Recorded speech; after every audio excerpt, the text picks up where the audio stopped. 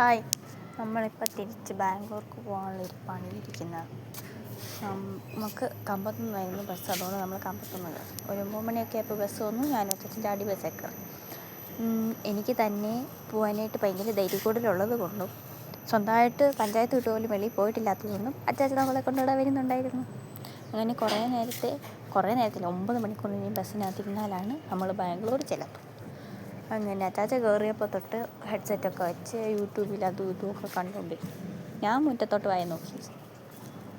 ഇങ്ങനെ വായി നോക്കി ബസ്സിലിരിക്കാനായിട്ടൊരു പ്രത്യേക സുഖം. പ്രത്യേകിച്ചൊന്നും കാണാനില്ലായിരുന്നു. കുറേ തുറന്നിട്ടേക്കുന്ന കഥകൾ മാത്രമേ ഉണ്ടായിരുന്നു.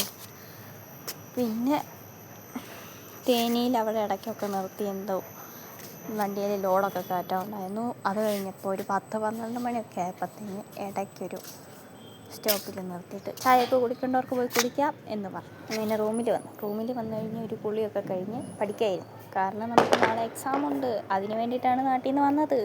അപ്പോൾ ഇത്രയേ ഉള്ളൂ. ബൈ.